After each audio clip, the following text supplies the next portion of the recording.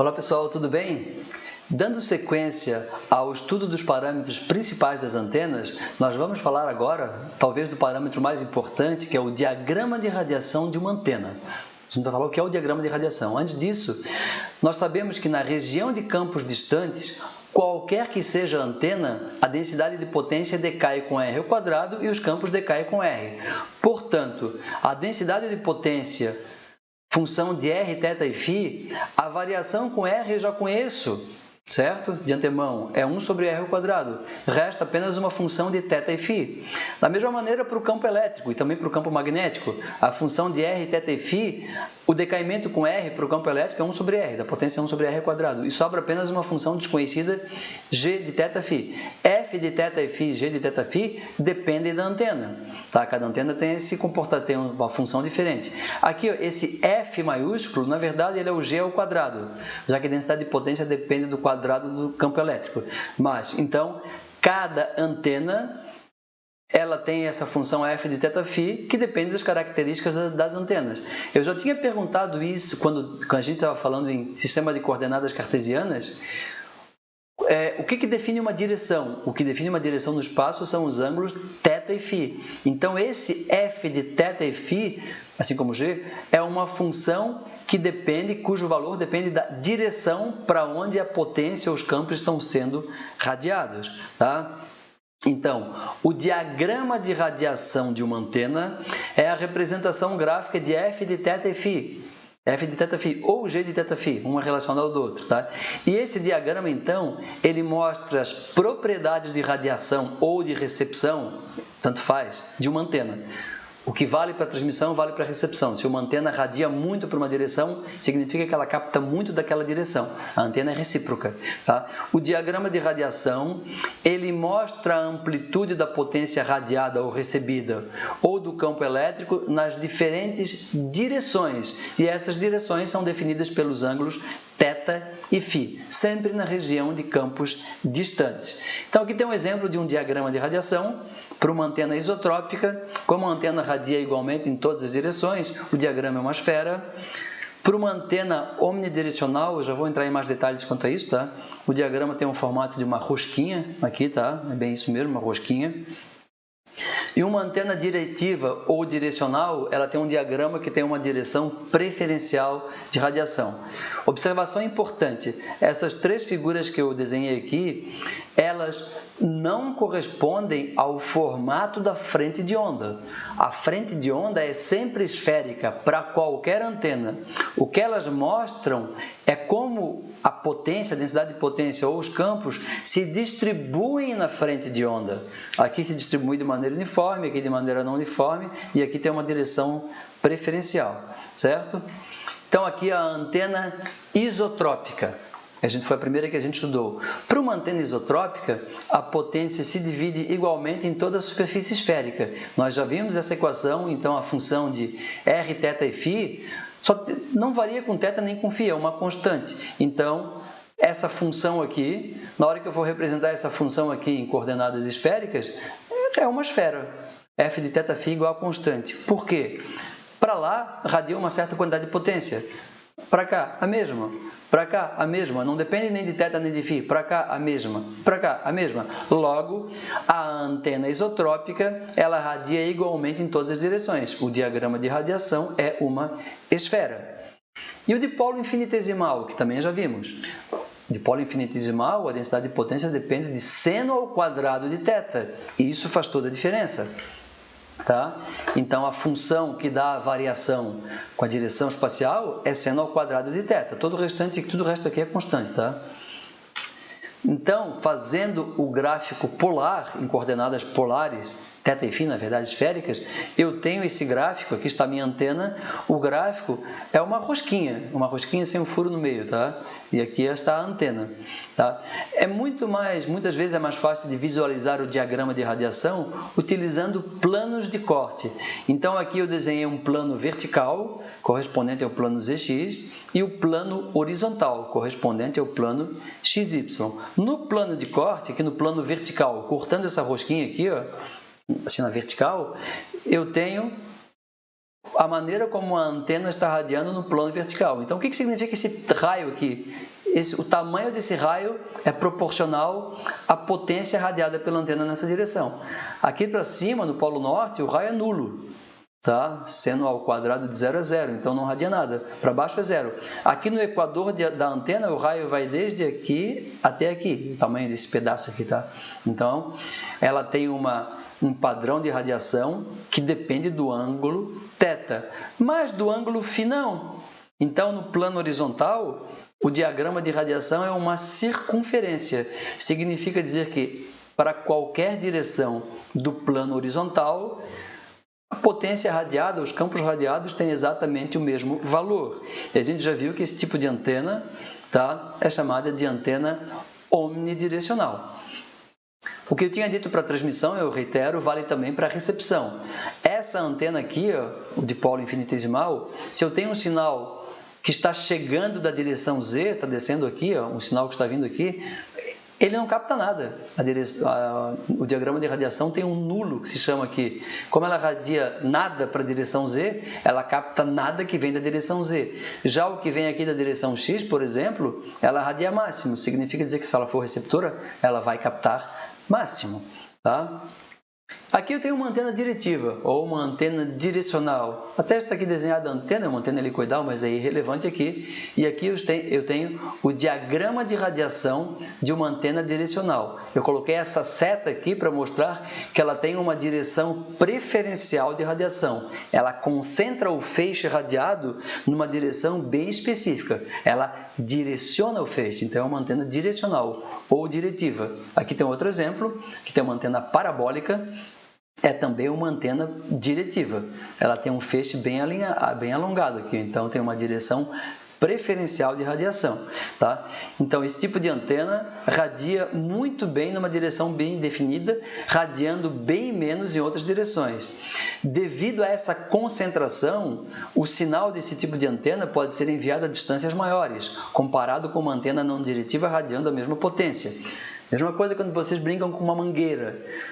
Mesmo que a quantidade de água seja igual, se vocês espalham mais a água, ela vai mais próxima. Se vocês concentram bem a água num feixe bem estreito de água, ela vai mais longe. Absolutamente análogo, tá? Esse tipo de antena, antena diretiva, é usado em enlaces ponto a ponto de micro-ondas, quando eu tenho uma única antena transmitindo e uma única recebendo, então elas estão alinhadas para máxima transmissão e máxima captação. Também em comunicações via satélite, por exemplo, em que eu tenho um satélite iluminando, jogando sinal numa determinada região, e em casa as pessoas têm sua anteninha parabólica apontadas para o satélite. Essa antena aqui, ó, está apontada para um determinado satélite. Se eu quero apontar para outro, eu tenho que reposicionar a minha antena, certo? Aqui eu tenho algumas características importantes do diagrama de radiação. Então, eu tenho o lobo principal associado à direção de máxima radiação, tenho lobos laterais, lobos posteriores, nulos, etc. Aqui está um diagrama tridimensional.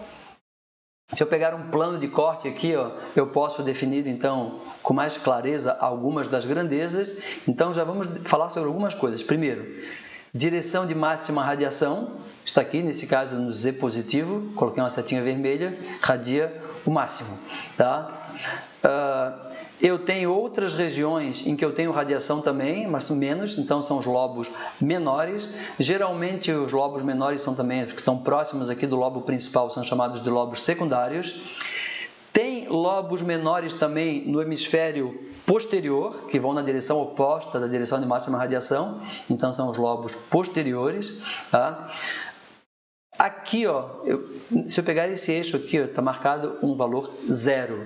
Significa dizer que nessa direção a potência radiada é 0. Eu tenho um nulo no diagrama e também capta 0, se vier daqui, tá?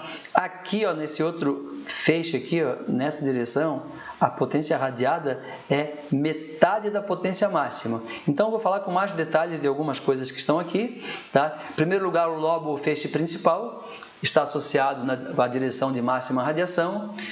Um lobo menor é qualquer outro lobo que não seja o principal. Os lobos laterais são os que ocupam o mesmo hemisfério do lobo principal, tá? São lobos menores aqui para frente, lobos laterais. Muitas vezes tem os lobos secundários, que são geralmente os mais próximos do lobo principal. Os lobos posteriores ocupam o hemisfério oposto ao do lobo principal. Tá? Coisa importante, lobos menores, qualquer um deles, geralmente representam radiação em direções indesejadas, no caso da transmissão, ou captação de interferências, no caso da recepção, e, portanto, devem ser minimizados. Então, aqui, ó, eu quero radiar, minha direção de máxima radiação é Z, positivo de Z, para cima. Eu quero jogar sinal para cá.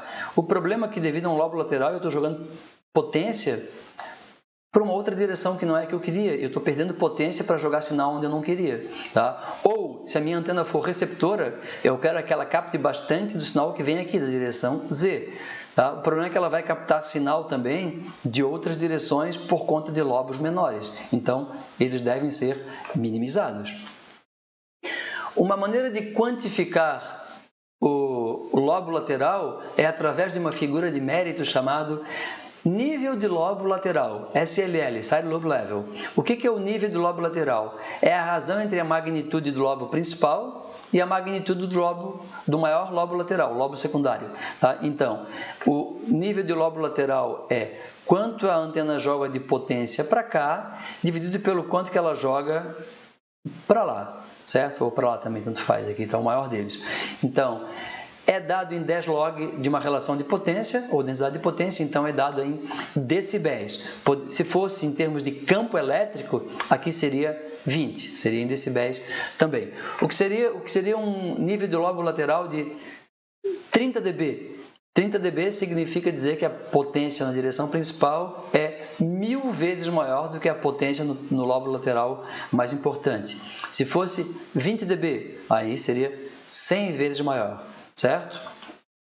As larguras de feixe, a largura de feixe mais importante é a largura de feixe de meia potência, também conhecido como ângulo de abertura de meia potência, HPBW, da sigla em inglês. Então, o que é isso? Direção de máxima radiação, eu radio potência máxima. Nessa direção aqui, ó, eu tenho metade da potência máxima. Para cá, eu tenho também, para cá, ó, metade da potência máxima. Então, aqui, ó, eu tenho um ângulo. Isso me define um ângulo, um dado plano de corte. Então, largura de feixe de meia potência é a abertura angular definida pelos feixes nos quais a potência radiada é metade do valor de potência na direção de máxima radiação. Como metade da potência está associado a 3 dB, 10 log de 2 é igual a 3, isso aqui é também conhecido como largura de feixe de 3 decibéis. Para cá, eu tenho potência máxima, dentro dessa faixa aqui, a potência não cai a mais do que 3 decibéis, certo? Um outro ângulo é o ângulo entre primeiros nulos. Então, aqui no diagrama, eu tenho um nulo, é o primeiro, tem outros nulos aqui que tem mais nulo, tem mais nulo, tem mais nulo. O primeiro nulo tem para cá e tem outro nulo para cá. Então, isso define um ângulo também, é a abertura angular definida pelos primeiros nulos adjacentes ao lobo principal. Essa é bem menos importante do que a largura de feixe de meia potência, tá certo? Uma outra figura de mérito é a relação frente e costas, FB, do inglês Front to Back Ratio. O que é a relação frente e costas? Razão entre a magnitude do lobo principal, o que vai de potência para lá, e a dos lobos posteriores, o que vai para trás, 10 log disso. Então, se eu tenho uma antena que radia potência no lobo principal e uma potência 1000 vezes menor na direção oposta, então ela tem uma relação frente e costa de 30 decibéis, certo? Se ela radia a mesma coisa para lá e para lá, a relação frente e costas é 0 dB, mas isso não seria uma antena diretiva, porque ela distribui para duas direções diametralmente opostas, tá certo? Então, isso aqui é uma figura de mérito também importante para antenas diretivas. Como eu poderia melhorar a relação frente e costas de uma antena? Por exemplo, colocando uma placa metálica atrás da antena. Se eu quero que o sinal vá para lá e não quero que vá para o outro lado, eu coloco uma placa metálica, o sinal bate aqui e vai para lá. Isso aumenta a relação frente e costas e posso tornar a minha antena mais diretiva, com melhores propriedades. Então, usando refletores metálicos, eu posso alterar várias propriedades das antenas, por exemplo, a relação frente e costas. Até agora, a gente está vendo o diagrama de radiação em coordenadas polares. Certo? Aqui tem um exemplo do diagrama em coordenadas polares. É uma função de θ e φ, na verdade em coordenadas esféricas, certo? eu poderia representar em coordenadas retangulares ou cartesianas. Então, aqui ó, eu tenho como a antena radia em função do ângulo θ. Esses dois diagramas são correspondentes. Então, a direção de máxima radiação é θ igual a 0. Aqui, a direção de máxima radiação, eu tenho um lobo principal, θ igual a 0. Se eu verificar aqui, aqui é máximo, aqui é metade do máximo. Aqui, então, eu tenho o ângulo de meia potência. Aqui eu tenho o primeiro nulo para um lado, o primeiro nulo para o outro. Eu tenho o ângulo de abertura de meia potência. θ é igual a 180 graus, π radianos. Π radianos é lá para baixo. Lá para baixo, então aqui, lobo posterior. Então aqui é uma outra representação, diagrama em coordenadas retangulares. Nesse caso, se eu quisesse representar φ também, aí teria que fazer um gráfico aqui com formato tridimensional. É possível e às vezes é feito, certo? Uma outra maneira de apresentar é através de curvas de contorno. Tá? Chamado de footprints em inglês. Então, curvas de contorno do quê? Curvas de contorno da potência recebida na região de cobertura. Curva de contorno é a mesma coisa que curva de nível. Tá? Quem já estudou cálculo, topografia, as curvas de nível. Então, eu tenho aqui, por exemplo, não interessa a unidade para nós, tá? Então, aqui eu tenho as curvas de contorno, footprints, do satélite Telstar 5. Aqui está o satélite, Telstar 5, tem uma foto dele, e ele está jogando energia, está iluminando o hemisfério norte.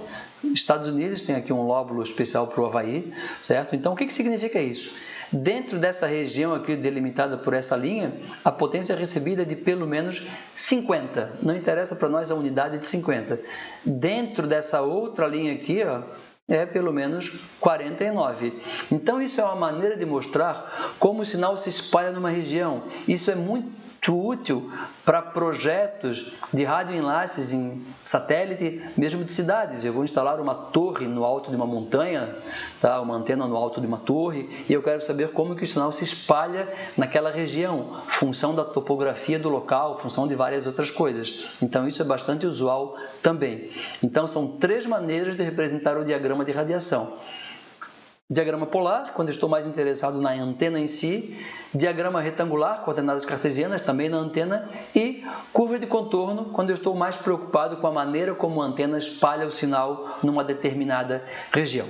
Tá certo? Então, aqui a gente termina a parte referente ao diagrama de radiação. Também pode ser chamado de diagrama de captação. Algumas pessoas chamam de diagrama de irradiação, porque está irradiando ou radiando são praticamente sinônimos, tá certo? Próxima aula, então, vamos falar em diretividade, ganho diretivo, etc. Até lá, então, pessoal.